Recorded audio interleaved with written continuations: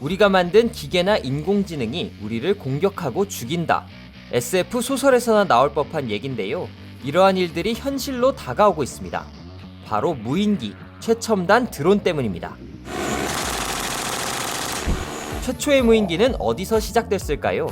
1849년 오스트리아가 이탈리아 베니스를 공격할 때 열기구에 폭탄을 달아서 공격했었는데 이 사례가 무인기의 기원으로 간주되고 있습니다. 비전투용 상업 무인기로는 1906년 미국 사진가 조지 로렌스가 활용한 연이 최초 사례로 전해집니다. 연에 카메라를 달아 하늘에 띄운 뒤 원하는 위치에 도착하면 줄을 당겨 사진을 찍었다고 합니다. 현대적 개념의 무인기, 드론의 형태는 제1차 세계대전 중 미국에서 첫 등장했습니다. 1918년 초 공개된 케이터링 버그인데요. 니콜라 테슬라가 개발한 무선 조종 기술을 이용해 120km 정도를 날아가 자폭하는 소형 비행기였습니다. 그리고 17년 후 드론의 역사는 영국에서 이어집니다. 1935년 영국 해군은 요즘 무인기들과 매우 유사한 DH-82B 퀸비를 개발하는데요. 최초의 성공적 무인기라는 평가를 받으며 470대나 생산됩니다. 여왕벌이라는 우아한 별명과 달리 퀸비는 사격훈련 표적기로 사용됐는데 최초의 재사용이 가능한 무인기였습니다. 영국의 눈부신 발전의 질세라 이번에는 미국이 가세했습니다. 미국 해군제도 윌리엄 스탠들리의 지시로 무인기 개발이 추진되는데 이때 드론이라는 명칭이 최초로 등장합니다. 드론은 남성 벌, 즉 수벌이라는 뜻입니다.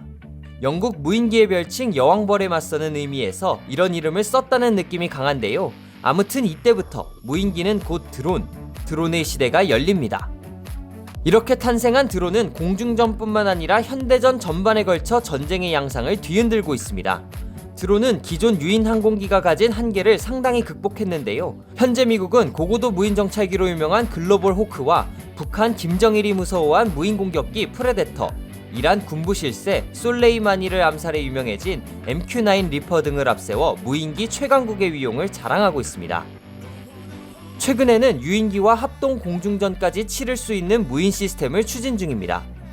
무인기 XQ-58A 발키리가 이 신개념 전투를 맡을 전망입니다. 미국 뒤를 잇는 나라가 중국입니다. 중국은 날씨 변조용 무인기까지 개발할 정도로 무인기 확보에 열을 올리고 있는데요. 지난 11일에는 자체 개발한 고고도 공격 및 정찰 무인기 완자 700의 시험 비행까지 마쳤습니다.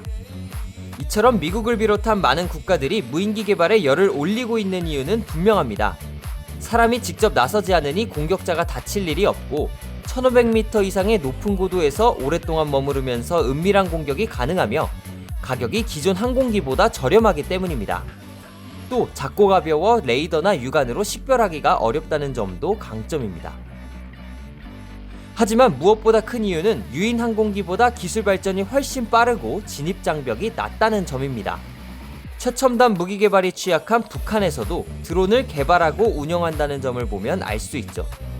실제로 2014년 경기도 파주, 백령도, 강원도 삼척 등지에서 잇따라 추락한 북한 드론이 발견되기도 했었습니다.